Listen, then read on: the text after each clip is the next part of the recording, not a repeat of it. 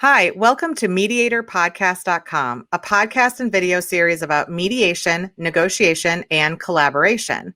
My name is Melissa Gragg, and I provide valuation and divorce mediation services in St. Louis, Missouri. During this episode, we will discuss the divorce mediation process and the Better Apart method with Gabrielle Hartley. She is a leading divorce attorney, online mediator, and author of Better Apart. She's also a vice chair in the American Bar Association's dispute resolution section.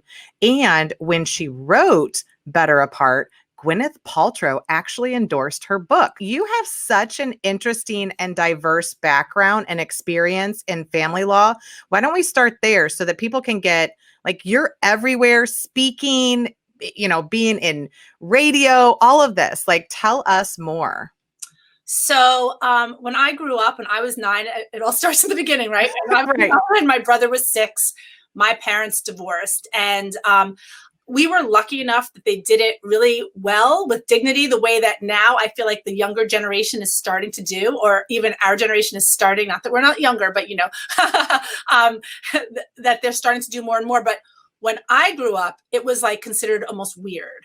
Yeah. And I thought there had been a lot of progress, but when I went and clerked for Judge Jeffrey Sunshine in New York City, I saw that things were still pretty backward. Lawyers and the system, while they're obviously necessary and the system is there for a reason, they can make a little problem sort of blow up into a big problem. And then they're causing a lot of collateral damage. And over time, then when I went in private practice, I just felt like almost like a missionary, like a positive divorce missionary. In addition to my online mediation practice, I stopped practicing in court. And now I exclusively talk about how you can make your process better and how to do so without glossing over the important facets, such as the valuation of a business or the values of bank accounts and all the important conversations. I always say hard now, easy later. No, I totally, I saw that. And, part of it I wanted to kind of understand, because I enjoy litigation. I enjoy kind of going in and trying to get people to understand the value that maybe are totally disagreeing. I also think having a background in litigation gives you a perspective of how divorces happen in that space.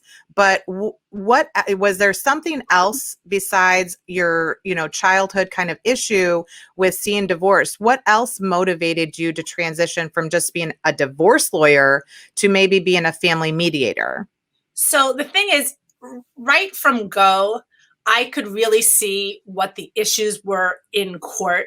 And that's not where I wanted to put my energy. Although I love advocating, like you love litigation, I absolutely love advocating. It's a lot of fun, but you have to remember that when you are skewering your ex, number one, you need to consider the impact that it's going to have on your kids. But even if you don't have kids, if you are taking the scorched earth approach, which again, sometimes it's necessary. I don't mean to suggest that it's never necessary, but when you take that approach, that's going to sit in your head, in your mind, in your body. It's going to become part of you. And you're going to have that narrative. And maybe that's okay for you. Everyone has a different philosophy of life.